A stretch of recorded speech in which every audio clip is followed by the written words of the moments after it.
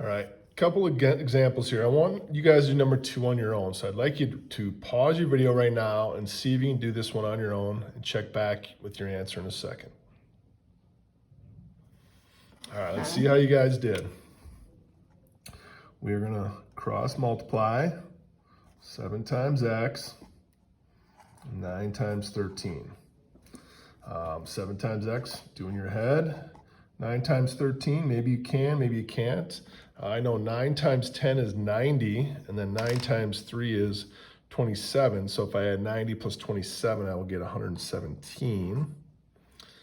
All right, now to finish the equation, I'm gonna undo by dividing.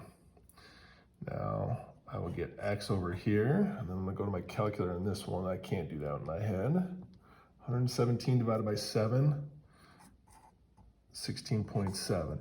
Then just to make sure, you want to say, hey, does that seem possible that 7 over 9 is equal to 13 over 16.7? Seems pretty doable. Now, if you made a mistake, you might have got a number smaller than 13 or way bigger than 13 and said, no, that just doesn't work. All right, now example 3 is a little bit more difficult. Now we have binomials, 2 terms in each denominator. All right, we're going to cross multiply in a second, but before you do, I would encourage you, if you have a binomial, to put it in parentheses. That'll give you a little hint to see if you can solve this one. So as I go to cross multiply, I'm going to do this again. I'm going to take 5 parentheses, h minus 2 equals 3 times parentheses, h plus 7. Once again, I'd like you to pause here and work on the problem. Then once you've completed it, see if you can check your answer against what I have. All right, we're back now. And I'm hoping that by seeing those parentheses, that was the hint I gave you, that you realized, hey, I better use a distributive property. So I'm gonna take 5 times h and 5 times 2, and I will get 5h minus 10.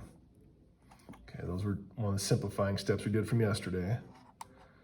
I'm going to take 3 times h and 3 times 7. I'll get 3h plus 21.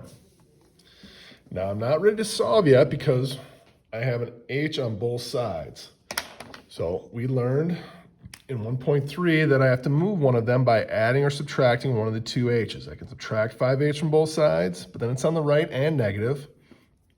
Or what I'm going to do is subtract 3h from both sides of the equal sign, and I'll be ready to go. All right, 5h minus 3h is 2h, minus 10 equals, now the 3h's cancel, we're down to 21.